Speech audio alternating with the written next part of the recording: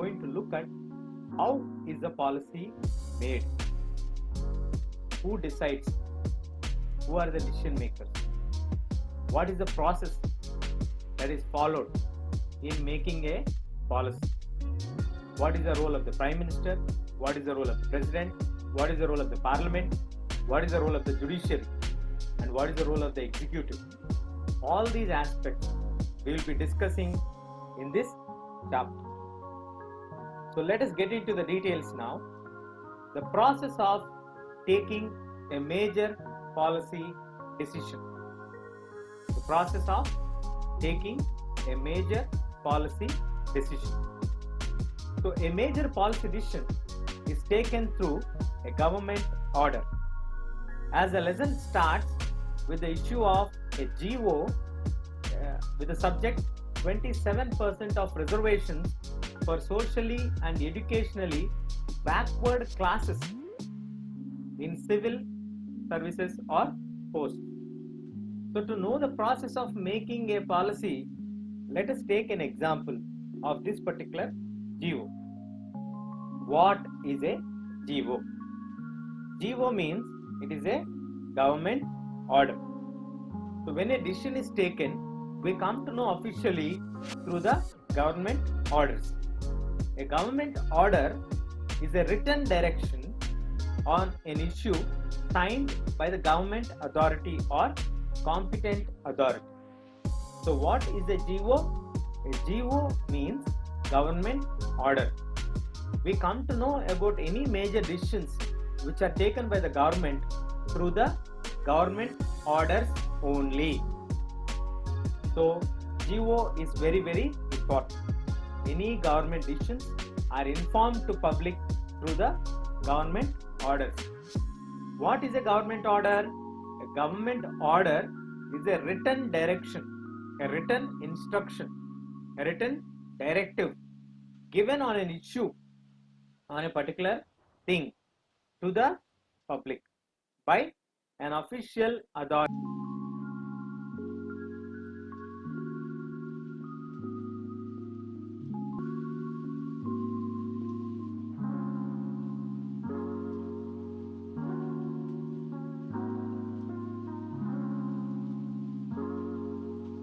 Reservations for socially and educationally backward classes. Now in this order, what is being mentioned is the subject. Whatever the topic is discussed, that is subject. When an order is given, it is called office memorandum. What is it called? Office memorandum. There will be a specific number given to the GO or office memorandum OM.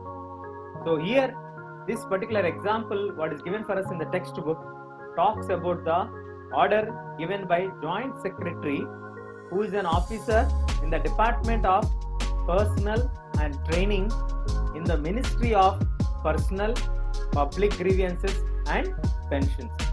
So a Joint Secretary Range Officer has issued an order about the 27% of reservations to be given in the posts or in the services which are offered by the central government. So let us get into the details now. When the decision is announced, the order being discussed about the 27% of vacancies in the civil posts and civil services of government were to be reserved for SEBC, socially and educationally backward classes. Each one will be having 30. So here there are reservations prior to this GO for SC and ST people. Now third category has come, that is socially and educationally backward classes. They are given a quota of 27%. This is the decision taken through this order. Now, what is the controversy that is being tried with this GO? Controversy over the order is that issuing this order led to a country-wide protest. Some of the protestants were very violent So as a result, the issue became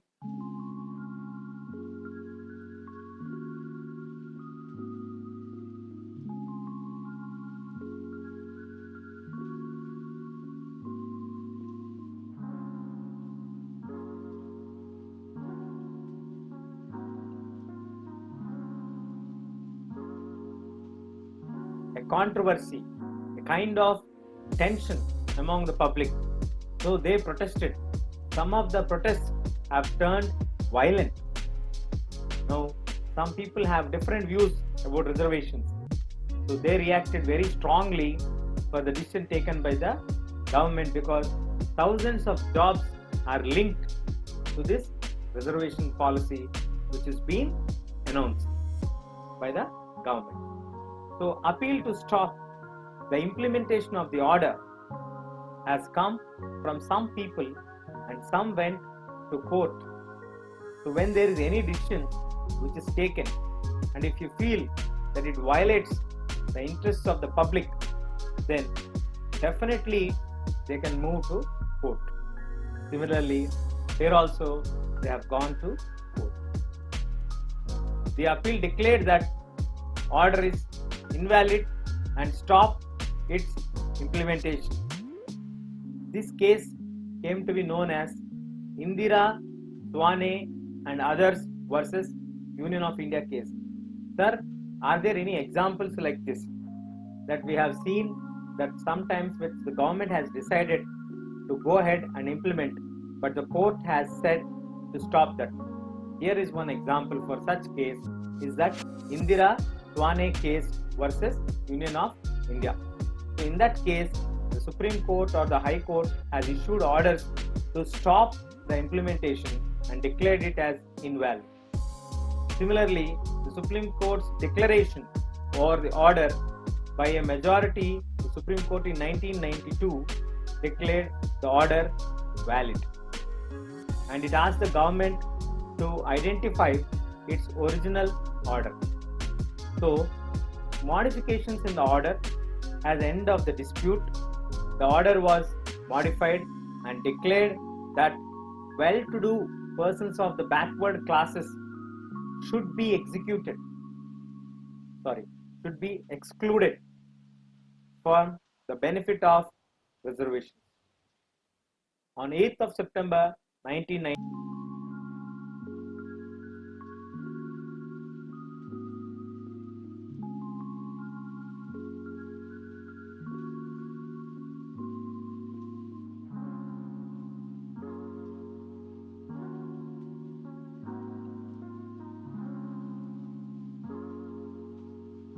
implications.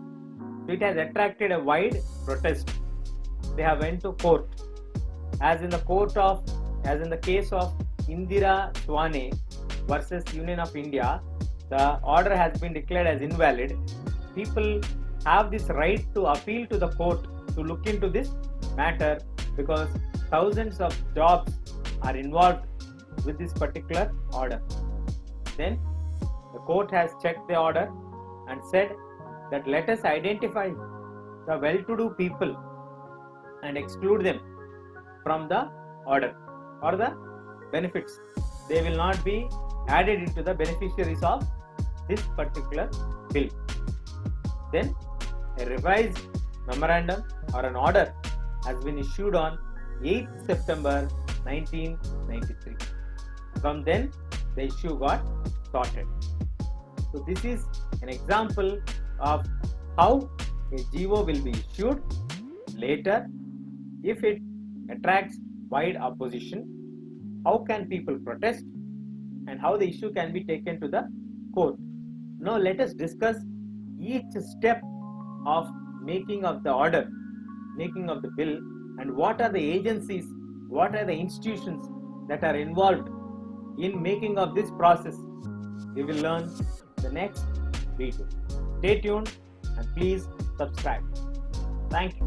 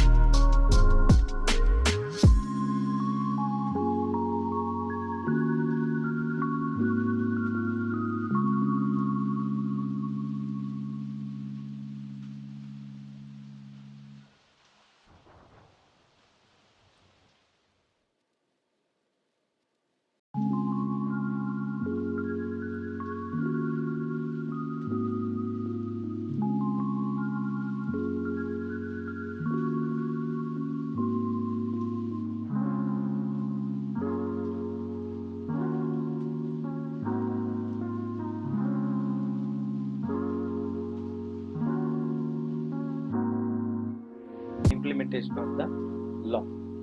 Who is an executive? Executive, the functionaries who take the day-to-day work or the decisions but not exercise the supreme power on behalf of the people are known as executives. Those who do the day-to-day tasks are known as executives. They will not have any power to take any decision on behalf of people, but they will be executing as an in charge of the execution of the policies of the government. So the decision will be taken in the parliament and then will be implemented by the executives. Executives discharge the day-to-day functioning or implementation of the law. That is the duty of the execution. We have two types of executives: political executive and permanent executive. How many types of executives do we have? Two types: political and permanent. Now, in a democratic country, two categories make up the executive: the political as well as the permanent. Coming to the political executive, they are elected by the people for a specific period of time. So, the political executives are always elected for a specific period of time. Generally, it is 5 years in our country. Coming to permanent executive, the permanent executives are appointed for a long-term basis. They always have title as civil servants, or they are also known as civil servants. They remain in office even when the ruling party changes. So, even when the ruling party is not in power, still the member who is executing the law will be in power. Means he is a permanent executive. But when it comes to the private or the political executives, they are for a short period of time, 5 years. But when it comes to permanent executive, they will be there for their entire service, because their duty is to carry the work under the political executive and assist them for carrying out the day-to-day administration. There are two types of executives: political executive and permanent executive. Political executives are elected for short period of time. Permanent executives are for long period of time or their entire service, because the purpose of political permanent executive is to assist the political executive in carrying out day-to-day administration. That's why permanent executives serve for long term. Powers of permanent and political executives. The political executive has more power than the permanent executive when they are compared. This is because the political executive is elected by the people, and in democracy, the will of the people, the idea of the people is supreme. Whomever the people like, those people are the complete boss of the system. That is the basic idea of democracy. That's why the political executives will exercise more power on behalf of people. They are answerable to the people for all consequences. Then, when it comes to permanent executive, they are highly educated and experts in the field or in the subject. Those only become the permanent executives. For instance, an advisor on the finance ministry knows more about economics than the finance ministry. So here, still the decision will be taken by finance minister, and the political executive can give advice to the prime political heads, and permanent executives decide the overall framework and the objectives of the policy, how it has to be implemented. The decision will be taken by the political executives. The implementation is carried by permanent executives. Who are the examples of permanent executive? The examples of permanent executives are IAS, IPS officers, all the civil servants. The examples for political executives are the ministers. Ministers come under the category of political executives. They are elected by people. That's why they exercise more power. But when it comes to the permanent executives, they are well educated and experts in the field or in the subject, but they are only advisors and the implementation officers of the policy. They decide overall framework and the objectives of the policy.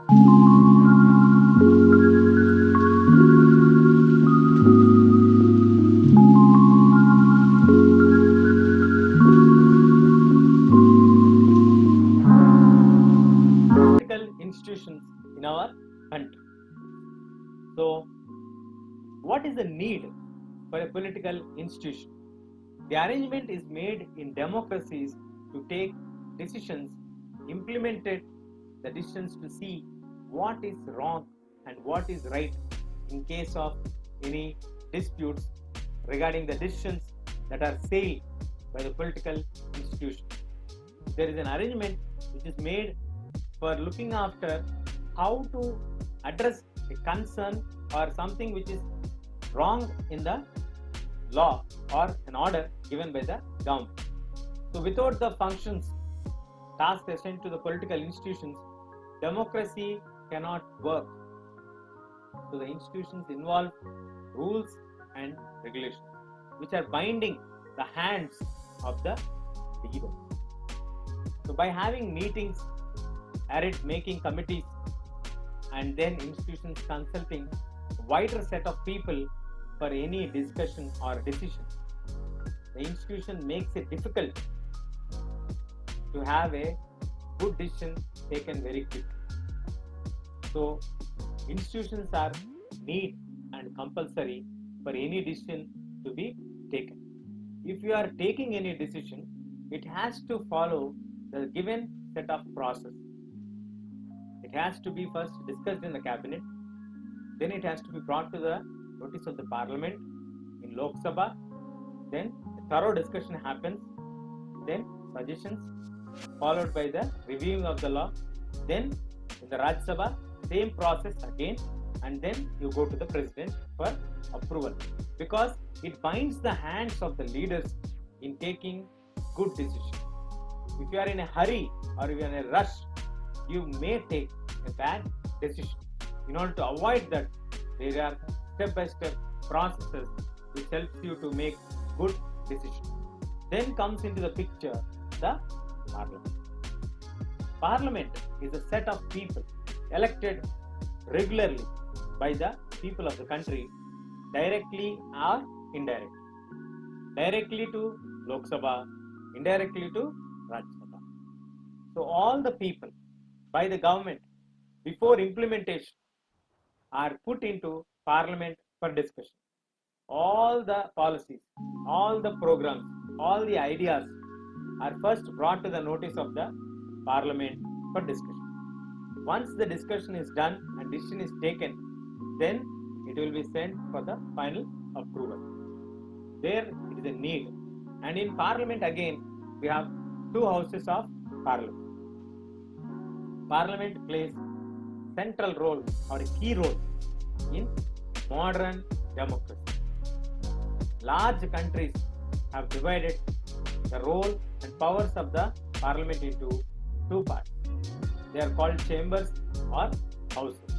Two houses. One is having directly elected by the people and exercise the real power on behalf of the public. The second house, that is Rajya Sabha, they have the indirect elections and they look after the importance and the interest of the federal units and various states. So parliament consists of two chambers, two houses, that is lower house, Lok Sabha, upper house, Rajya Sabha. So it is a combination of two houses. Why do we need a parliament?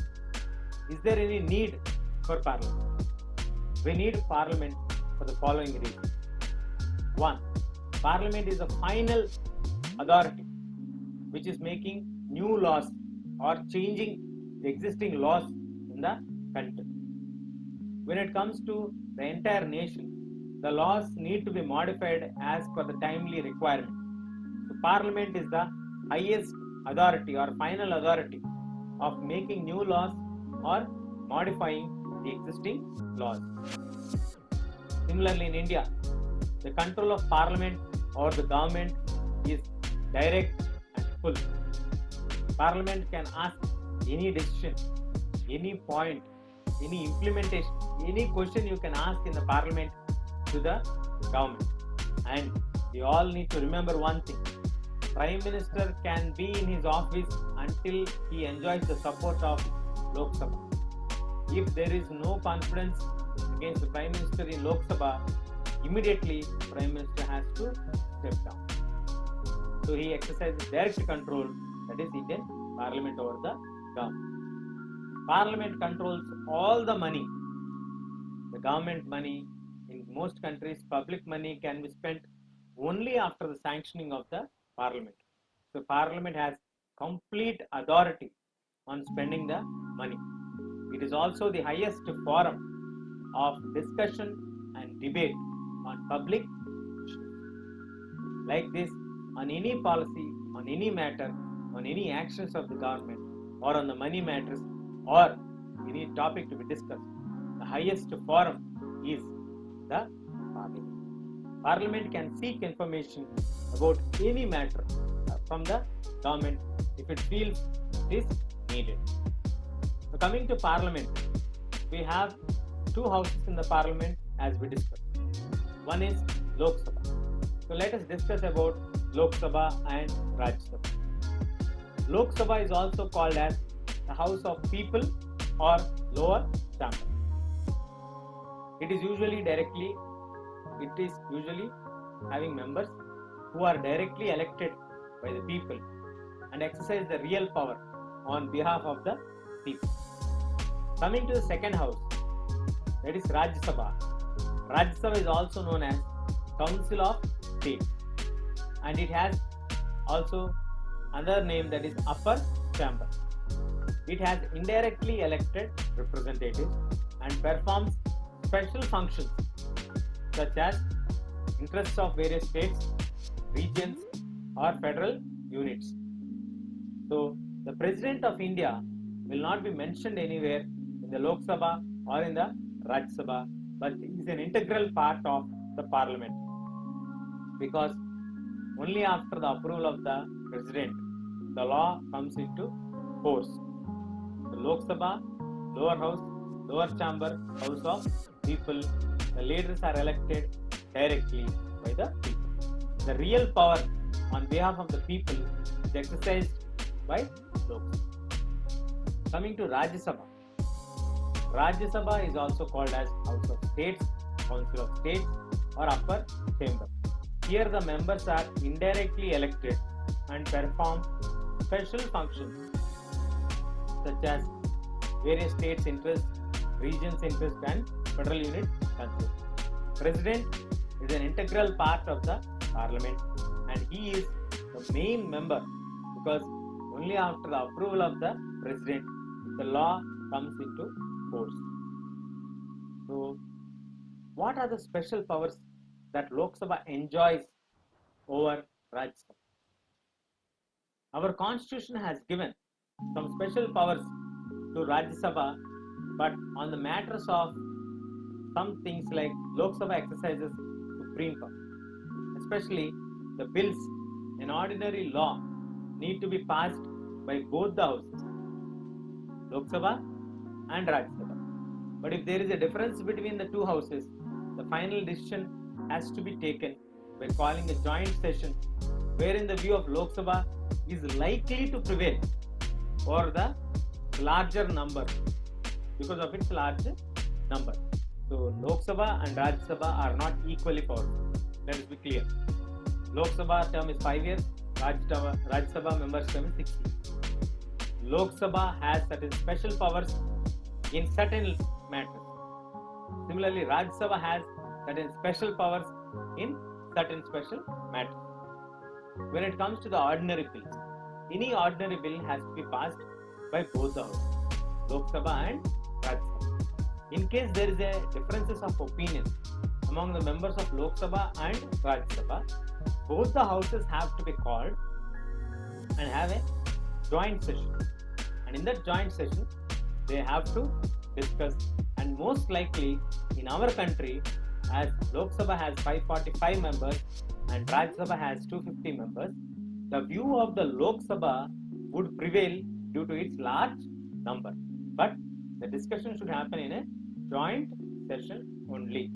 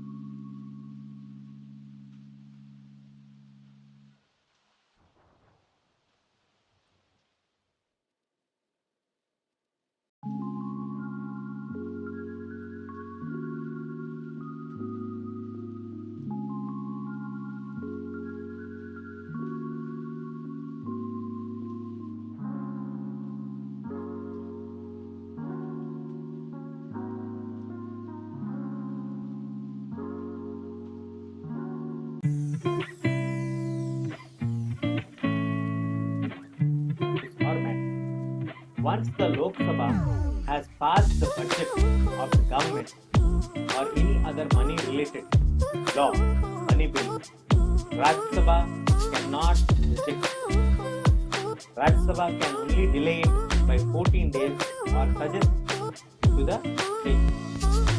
But for Lok Sabha, may or may not accept the changes. So when it comes to the most important money bills, here the constitution has given the upper hand to the Lok Sabha when compared to Rajya Sabha. So here we are not reducing the value of Rajya Sabha. Lok Sabha, once it approves the budget or money bills, immediately it will be sent to Rajya Sabha. In Rajya Sabha, the process has to be completed within 14 days. Otherwise, it will be taken as accepted and the bill will be sent for approval. So, person who enjoys the support of the majority of the members in Lok Sabha generally will be favorable for the Prime Minister. Prime Minister can remain office only if he has the majority of members from Lok Sabha supporting him. If the majority loses the support, then they have a no confidence motion in the Parliament, Lok Sabha, and if it is proved that the majority is not there, immediately the Prime Minister has to quit the office and Lok Sabha will be dissolved. But Raj Sabha will not be dissolved. Raj Sabha does not have this kind of powers taking of the budget. So money bills and determining the power of the President, Prime Minister especially, whether the Prime Minister has to be in power or not, is decided by the Lok Sabha meeting. So Lok Sabha enjoys extraordinary powers on the matters related to money bills, and the Parliament Prime Minister's position depends on Lok Sabha, not on Rajya Sabha.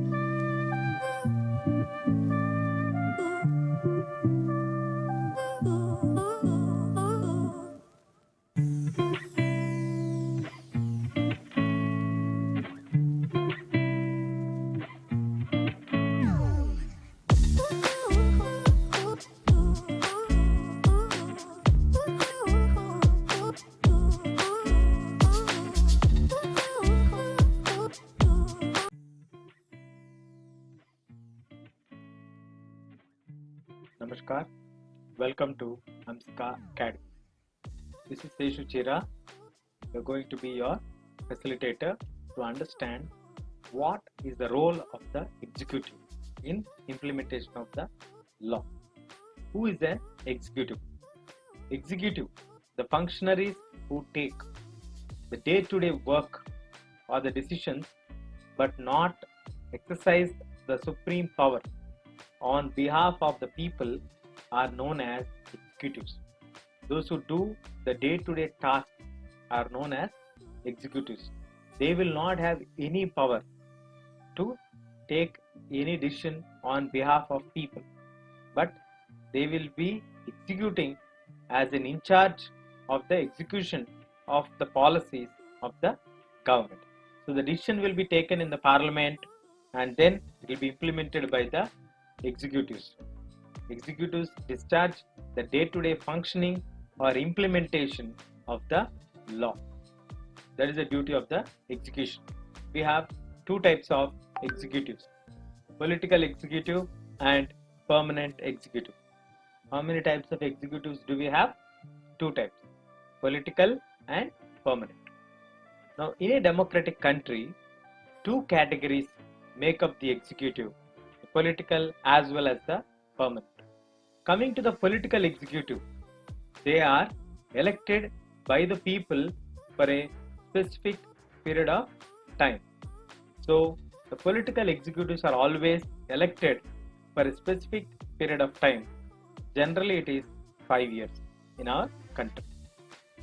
Coming to permanent executive, the permanent executives are appointed for a long-term basis. They always have title as civil servants, or they are also known as civil servants. They remain in office even when the ruling party changes. So even when the ruling party is not in power, still the member who is executing the law will be in power. Means he is a permanent executive. But when it comes to the private or the political executives, they are for a short period of time, 5 years. But when it comes to permanent executive, they will be there for their entire service, because their duty is to carry the work under the political executive and assist them for carrying out the day-to-day administration. There are two types of executives: political executive and permanent executive. Political executives are elected for short period of time. Permanent executives are for long period of time or their entire service, because the purpose of political permanent executive is to assist the political executive in carrying out day-to-day administration. That's why permanent executives serve for long term. Powers of permanent and political executives. The political executive has more power than the permanent executive when they are compared. This is because the political executive is elected by the people, and in democracy, the will of the people, the idea of the people is supreme. Whomever the people like, those people are the complete boss of the system. That is the basic idea of democracy. That's why the political executives will exercise more power on behalf of people. They are answerable to the people for all consequences. Then, when it comes to permanent executive, they are highly educated and experts in the field or in the subject. Those only become the permanent executives. For instance, an advisor on the finance ministry knows more about economics than the finance minister. So here, still the decision will be taken by finance minister, and the political executive can give advice to the prime political heads, and permanent executives decide the overall framework and the objectives of the policy, how it has to be implemented. The decision will be taken by the political executives. The implementation is carried by permanent executives. Who are the examples of permanent executive? The examples of permanent executives are IAS, IPS officers, all the civil servants. The examples for political executives are the ministers. Ministers come under the category of political executives. They are elected by people. That's why they exercise more power. But when it comes to the permanent executives, they are well educated and experts in the field or in the subject, but they are only advisors and the implementation officers of the policy. They decide overall framework and the objectives of the policy.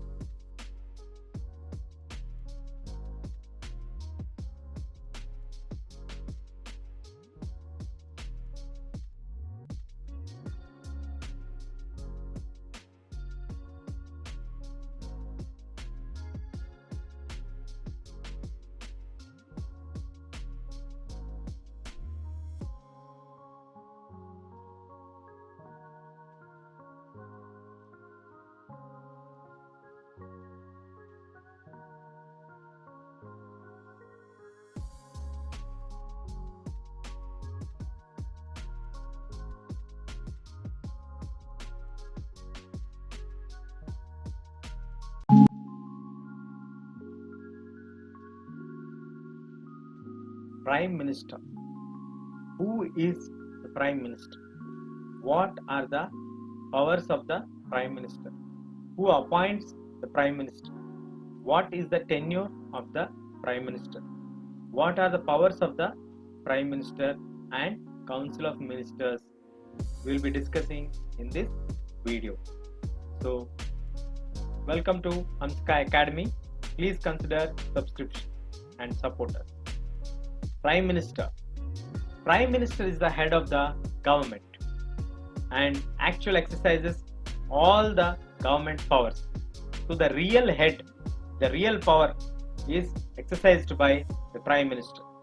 Who appoints the Prime Minister? Appointment of the Prime Minister, there is no direct election to the post of Prime Minister. Nobody can contest directly for the post of Prime Minister.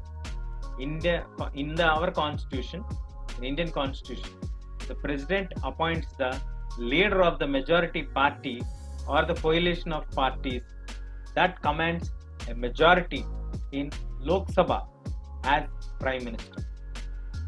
Means there is no direct appointment for Prime Minister. Nobody can contest directly for Prime Minister post. It is the consideration is the leader of the majority party is only considered for Prime Minister position by the President. In case no single party has acquired majority in Lok Sabha, then they can call a group of parties, can form together as coalition and suggest their leader as the candidate for prime ministership to the president. Only then, if there are two coalitions, then our president will have a little say to decide who will be the prime ministerial candidate. So, appointment of prime minister is not done through prime ministership. It is done through the leader of the majority party will be chosen to be the prime minister. Collective responsibility for any decision or action of the cabinet. The council of ministers is collectively responsible. If any of the cabinet decision is not approved by the parliament, if any of the cabinet decision is not approved by parliament, the entire council of ministers have to resign. Why? If any of the decision is not approved in the parliament, the entire cabinet have to resign. That is because cabinet is giving its approval to a bill which has to be discussed in parliament, in Lok Sabha. Generally, the ruling party members will be majority in the Lok Sabha.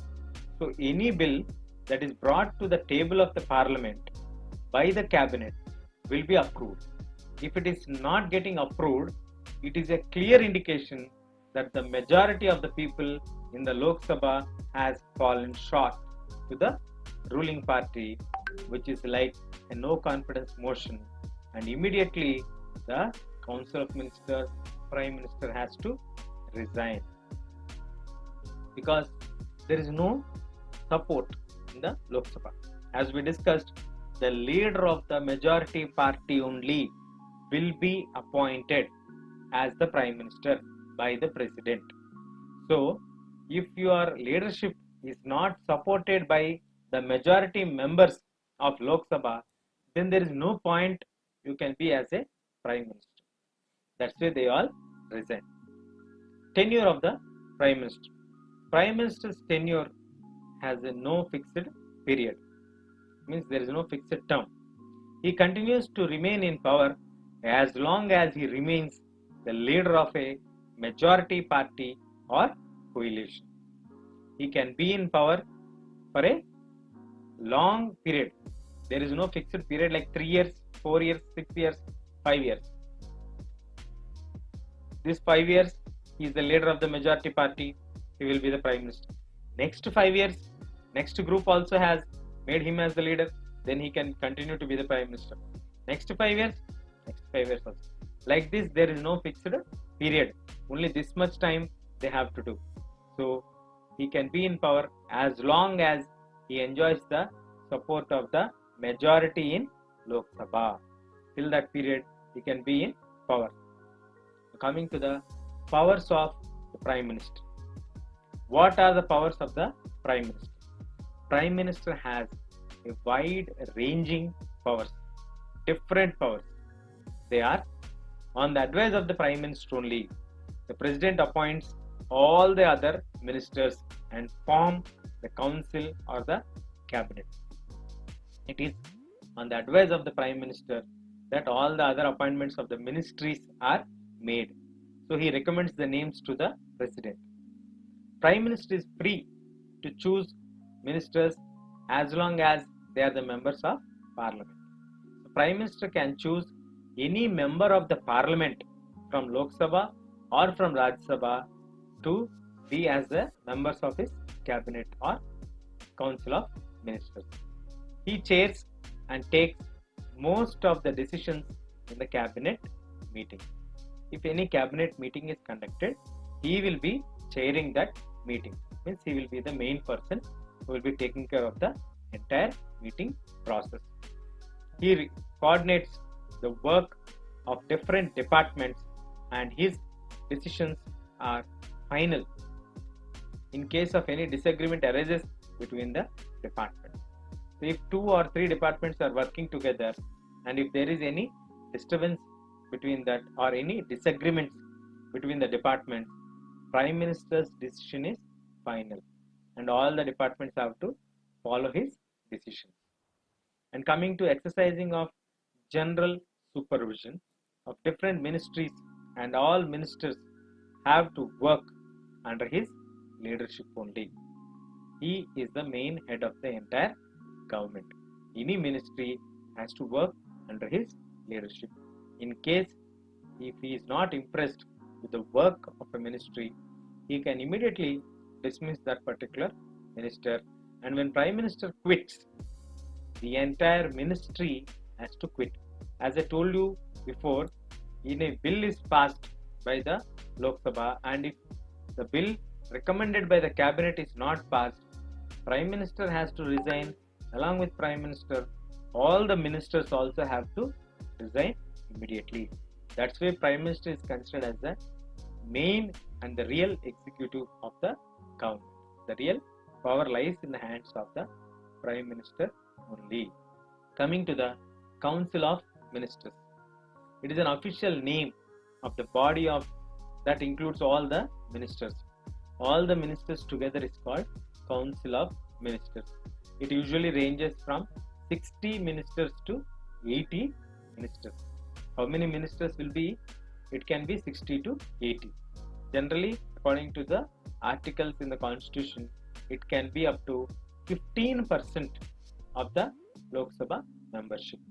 So 10% is 55, 54. So roughly another 20 members. So 60 to 80 members is a number of people with different ranks can be as Council of Ministers.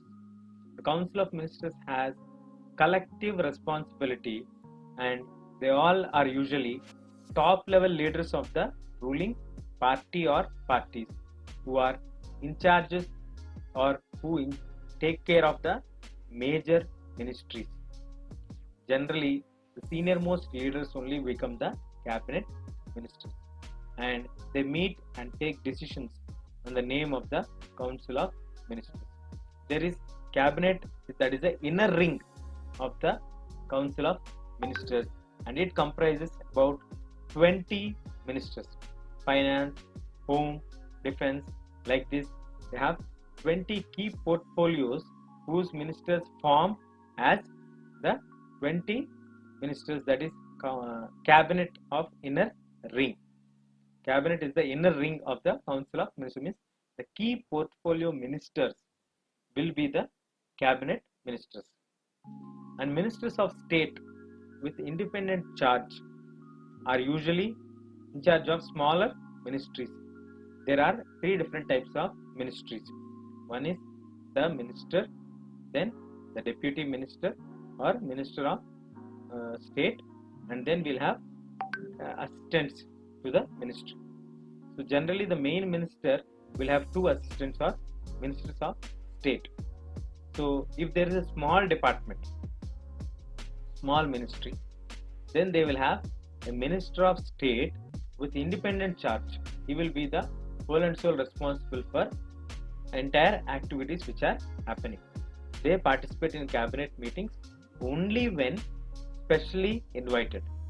So out of these 20 ministers, there is any invitee who is coming, it means that that particular ministry is invited specially for particular reason in that meeting, then they will call them.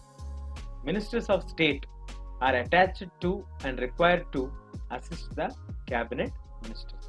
As I told you, cabinet ministers, ministers of state, and minister of state with independent charge. Like this, three different categories of ministers are there in the Council of Ministers. Council of Ministers generally consists of 60 to 80 ministries. The key ministries or portfolios form the cabinet.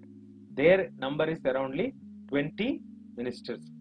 Only on special invitation, the ministers of state with independent charge can also attend the meetings of the cabinet if they are invited. Only on special invitation. Appointment of the Council of Ministers. As we learned that appointment of the Prime Minister is done by the President, and on the advice of the Prime Minister, the President will appoint the Council of Ministers. They are usually from their own party or coalition, the majority in the Lok Sabha. Sometimes a person who is not a member of parliament can also become a minister, but such a person should get elected to one of the houses, either of parliament, Lok Sabha or Rajya Sabha, within 6 months of his appointment. So once he is appointed in January, if he is appointed, by July he should be the member of either of the houses of the parliament within 6 months period of time. And cabinet form of government. What is cabinet form of government? Since it is not practical for all ministers, all the 80 ministers to meet regularly and discuss everything, every moment, every issue, the decisions are taken in the cabinet meetings. So cabinet is like a small set of council of ministers or the core members. That is why parliamentary democracy is the most countries is often known as cabinet form of government. The secretaries provide the necessary background of information to the ministers to take any decision. And the cabinet as a team, it is assisted by cabinet secretariat. So cabinet, council of ministers, the key ministries form the cabinet, and the cabinet is assisted by the cabinet ministers or cabinet secretaries as well. And this includes many senior civil servants who try to coordinate the work of different ministries. So that is the cabinet ministries. And cabinet form of government is common in most of the democratic countries. Why it is common? Because in any democratic country, it is practically not possible to call all the ministers, sit and discuss every issue. So they have a smaller group of ministers known as cabinet who hold the key portfolios, the key ministries, and they are assisted by cabinet secretariat, which consists of senior civil servants. So prime minister, council of ministers, and cabinet form of government. The real power lies in the hands of the prime minister. There is no fixed tenure for the term of prime minister. He will be as prime minister as long as he commands the confidence of the majority members of the Lok Sabha. That's all we have in this video. Stay tuned. Thank you.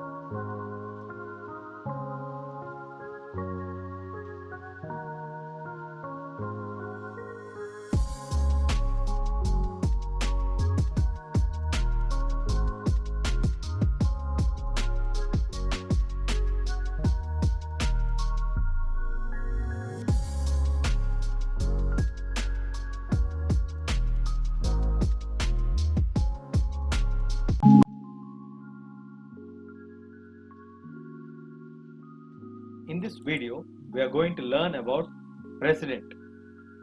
What is the role of the president in our political system? and what is the difference between the president's role in our parliamentary system and also in presidential system. Hello everyone, this is Seshu Chira. Welcome to Manska Academy. Please consider subscription. Right, getting into the video now. What is the power of the president, or what is the role of the president? President is the head of the state. In our political system, the head of the state exercises only the nominal powers. So the nominal powers in the sense like the Queen of Britain, who functions are to a large extent ceremonial, whose functions are to a large extent ceremonial. In the same way, we have our president like the Queen of Britain. He also is a ceremonial figure and having nominal powers. The president supervises all the functioning of the political institutions in our country so that they operate in harmony and the objectives of the state are fulfilled. So the power of the president in our country are nominal. They are taken inspiration from the Queen of Britain, whose functions are to large extent ceremonial. In the same way, we also have the nominal powers to our president. President's duty is to supervise the overall functioning of the political institutions in our country so that they operate in harmony to achieve the objectives of the state. And who appoints the president? President of India is elected indirectly. President of India is elected indirectly by electoral college voting system. What is the voting system that is being followed for the appointment of president? The voting system that is being followed for the appointment of president is electoral college. In accordance with this system, the proportional representation by means of the single transferable vote system, they elect the president. So what is the system? Electoral college. And they have single means of transferable vote system. So what is this system? Every state, to understand the electoral college system, every state has legislative assembly. At the same time, all the members of the parliament are also part of this. So, the elected members of the legislative assemblies, the members of union territories of Delhi and Puducherry, candidates standing for the president's post has to get a majority of votes to win the election. To ensure this, or to ensure that president can be seen to represent the entire nation. So the president can never claim the kind of the direct popular mandate that the prime minister can claim. This ensures that it remains only as a nominal executive. Now, the electoral college system, as we discussed the voting system, who all will vote? The members of the parliament, Lok Sabha, Rajya Sabha, the members of the state legislative assemblies of all the states, all the 28 states, and the members of the legislative assemblies of the union territories of Delhi and Puducherry.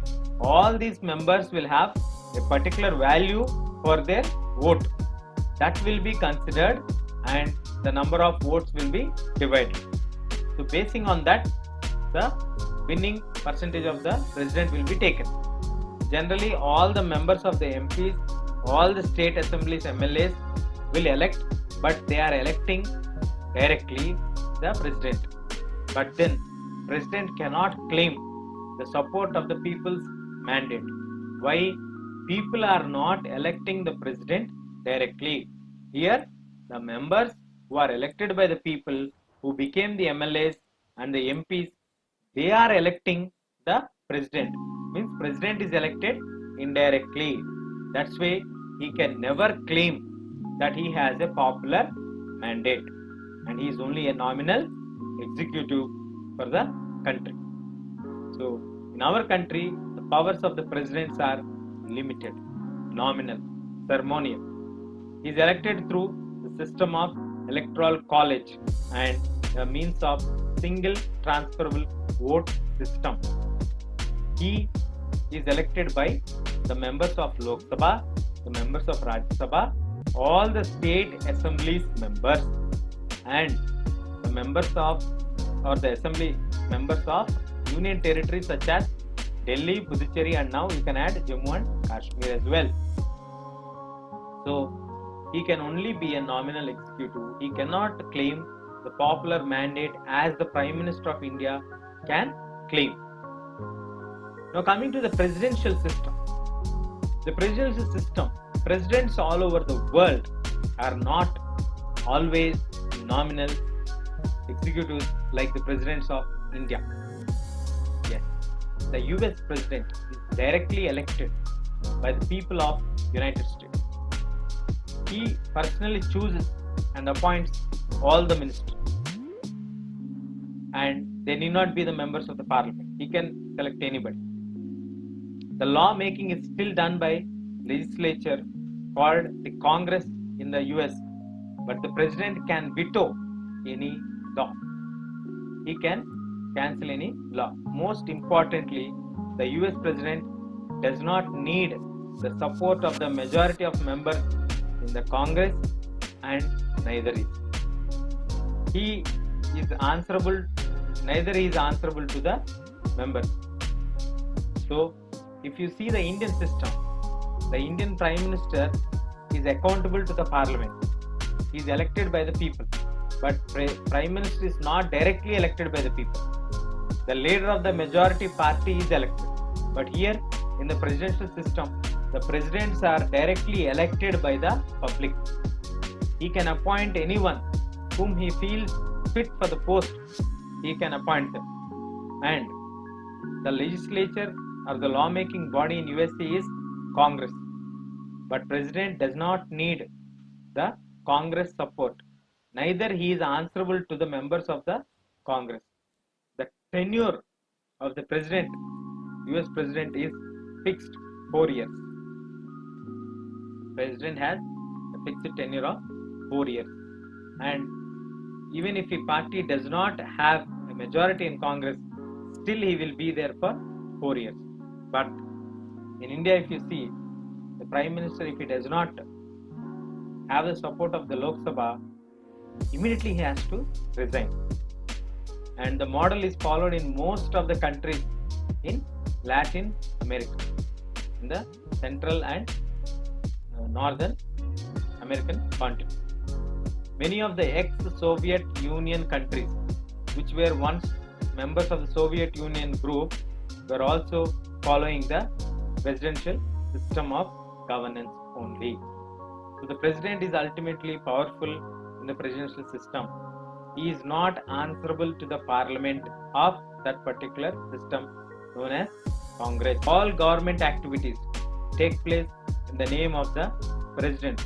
All law and policy making, all are done on the name of the president only. All majority or major appointments are made in the name of president. They include the Chief Justice of the Judges of India, the Judges of the Supreme Court, the High Courts of States, the Governors of the States, the Election Commissioners, Ambassadors to other countries, etc. Now the Electoral College, a specially constituted elected body to elect the President and the Vice President of India, is the main function, is to conduct elections for the President and the Vice President. All international treaties or agreements are made in the name of the President only. The President is the Supreme Commander of the Defence Forces of India. President has emergency powers, that is power to deal with an unexpected and a critical situation.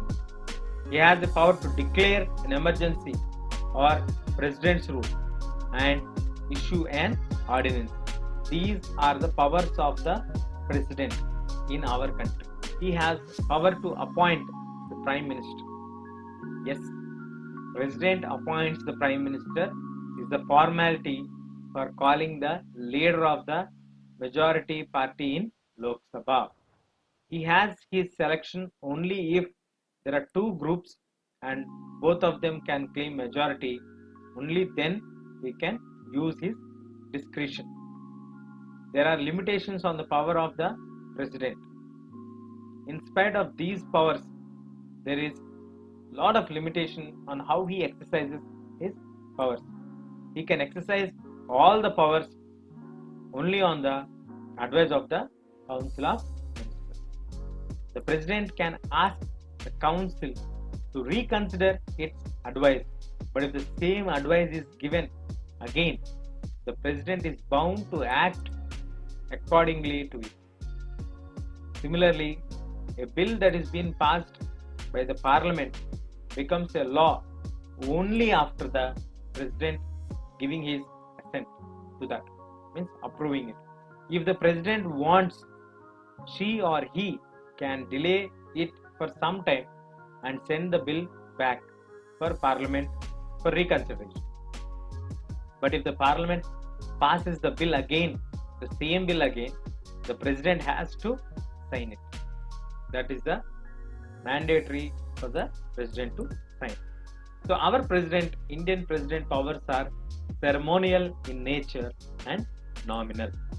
He is appointed as a President, is elected indirectly by Electoral College. Electoral College consists of the elected members of both the houses of Parliament, members of the legislative assemblies of all the states, elected members of the legislative assemblies of the Union Territories of Delhi, Puducherry and Jammu and Kashmir. And when it is compared to the presidential system, President in the presidential system enjoys enormous powers. He can pick up all the ministers, even those who are not members of the law-making bodies. He is not answerable to any of the members of the Congress or the legislature in the presidential system. His tenure is fixed for 4 years. Whether his party is in power or not, he will be remaining in power for next 4 years. This model is followed in most of the Latin American countries and ex-Soviet Union countries. Our president in the parliamentary form of government enjoys enormous powers, and all the activities in the country or related to government are carried on the name of the president only. He can issue president's rule, declare emergency and issue an ordinance. But he can do all these things. He can appoint a prime minister, and only on the advice of the prime minister he can do any kind of activity. If the parliament or the council sends to him any kind of bills for approval, he can only send it back once for reconsideration. Second time when the bills come, he cannot send them back, he had to sign it. These are the powers of the presidents in India, parliamentary model of governance, and the US presidential system. That's all we have in this video. Stay tuned. Thank you.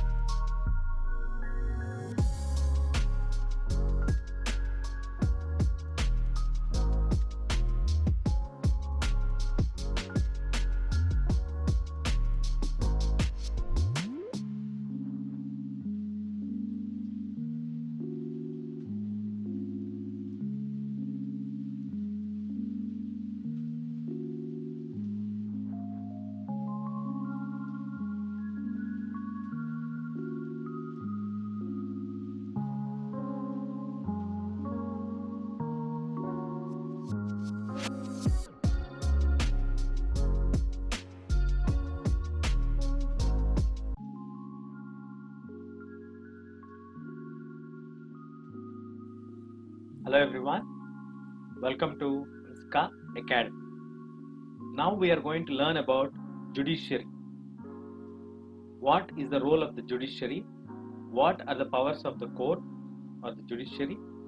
And who appoints the judges of the Supreme Court and High Court? What is the process for the removal of the judge of the Supreme Court or a High Court?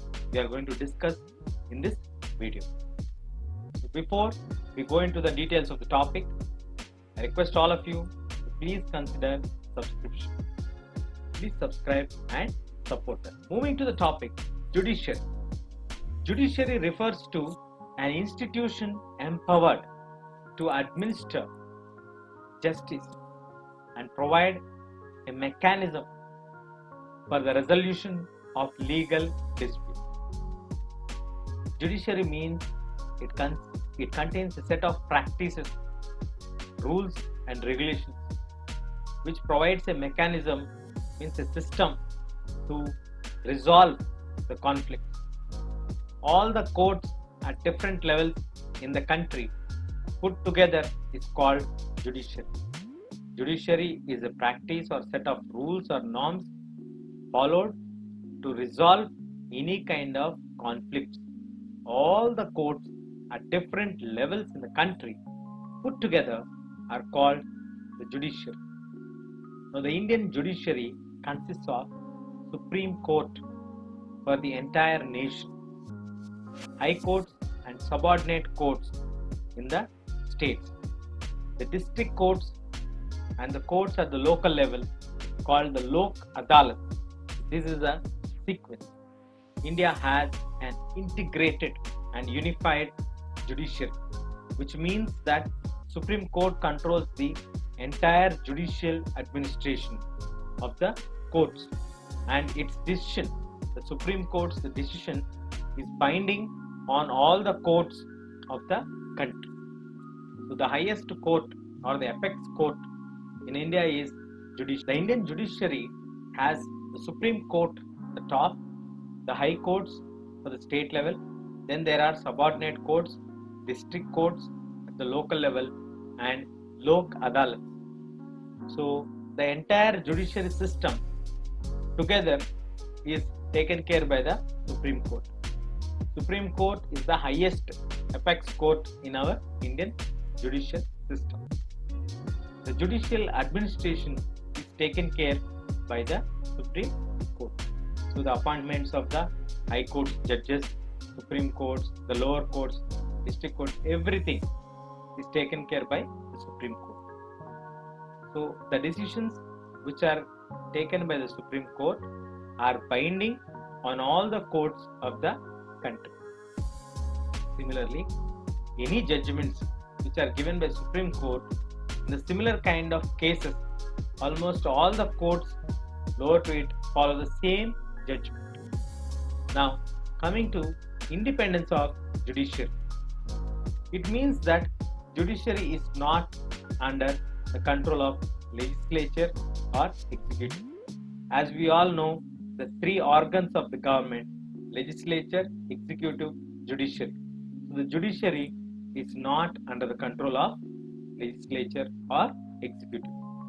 The judges do not act on the direction of the government or according to the wishes of the political party.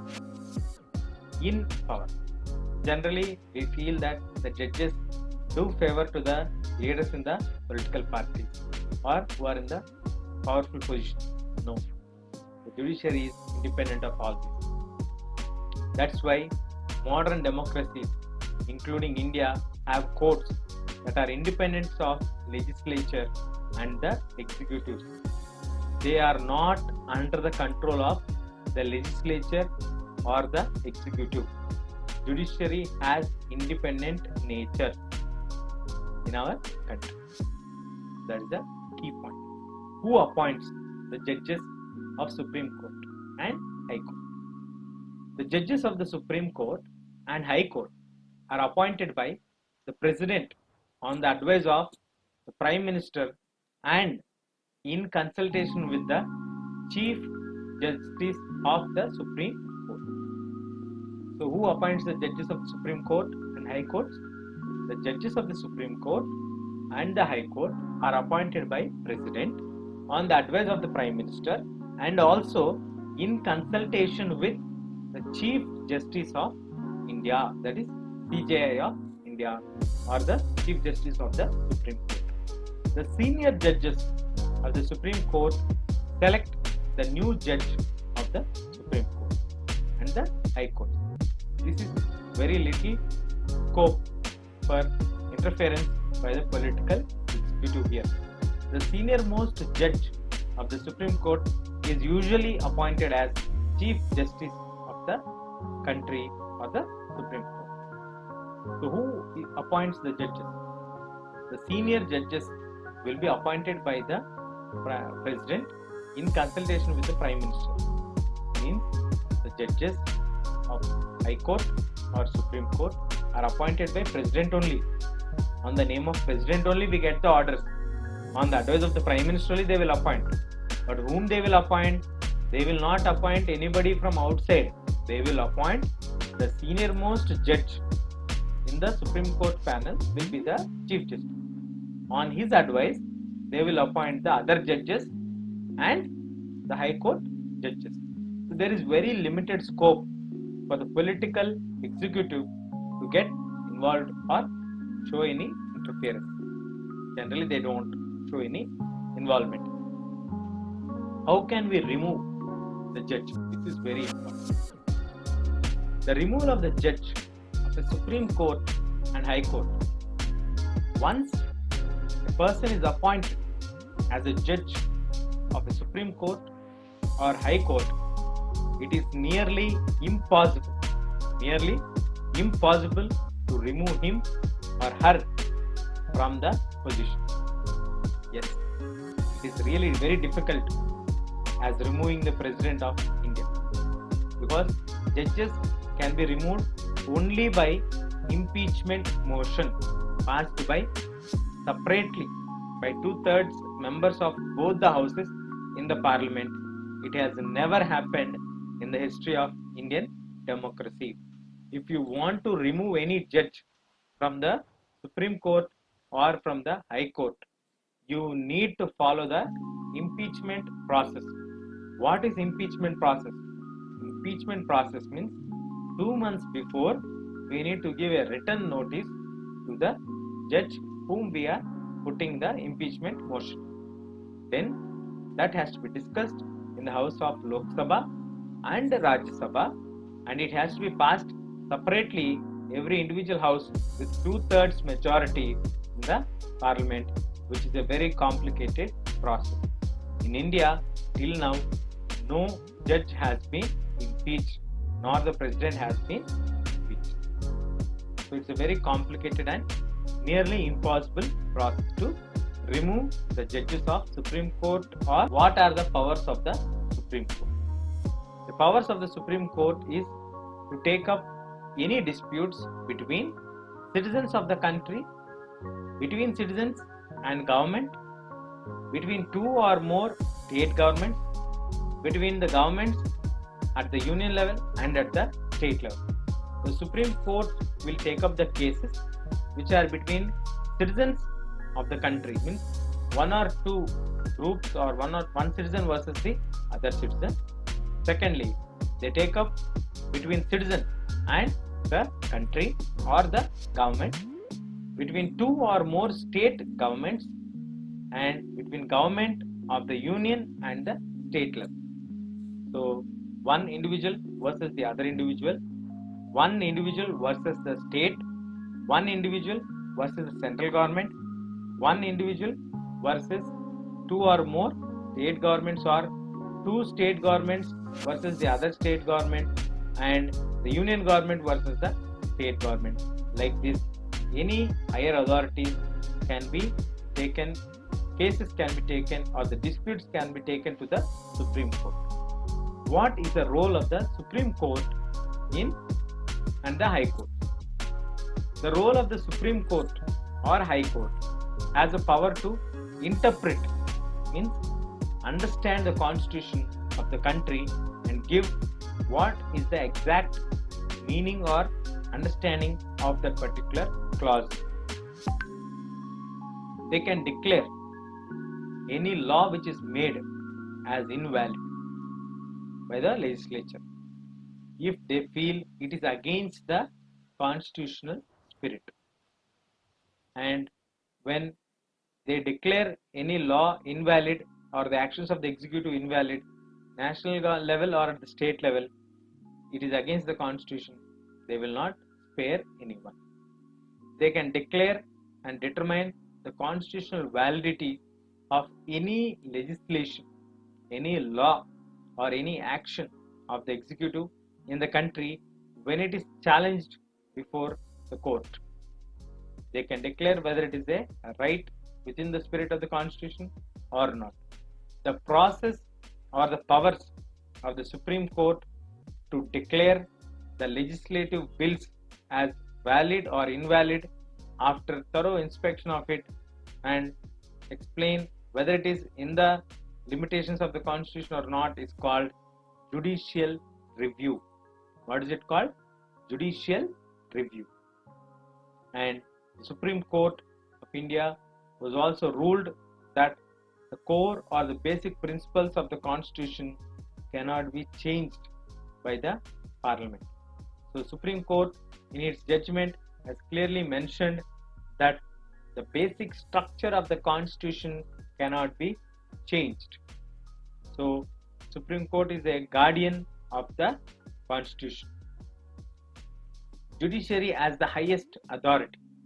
Yes, the powers and the independence of the Indian judiciary allows it to act as a guardian of the fundamental rights of the individual.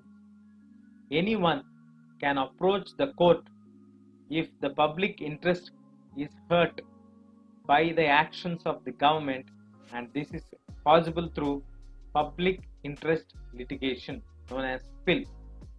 So how can we be the guardians even if you are not a part of the thing or the issue which happened? You can approach to the court, send a letter, send an email, or write a note or a letter also, normal letter, postcard letter to the Supreme Court judge saying that this particular action of the government is against the interest and it hurts the public interest. The government, the Supreme Court can definitely take that one and question the actions of the government. The court can also intervene to prevent the misuse of the government's power to make decisions on certain matters. They check the malpractices of the public officials. That is why the judiciary enjoys high level of confidence among the people. Judiciary is the highest authority. It acts as a guardian for our fundamental rights. If any of our fundamental rights, right to equality, right to freedom, right to religious practices, anything is violated, you can definitely approach the state high court or Supreme Court. It will ensure that your fundamental rights are not violated. Similarly, if anything or any action by the government is hurting the public interest, we can file PIL, for which you need not be a part of the particular incident. Courts can also intervene when they find that government is misusing the power, or they also act and check the authority of the public officials when they are going against the spirit of the constitution. Because of all these factors, we consider judiciary as a high level of authority which can check the actions of the legislative and the actions of the executive. That's why people enjoy high level of confidence in the judiciary system. So judiciary is an independent authoritative institution which is empowered to administer justice and provide a mechanism for the solution and to resolve the conflicts legally. That's all we have in this video. Please stay tuned and subscribe.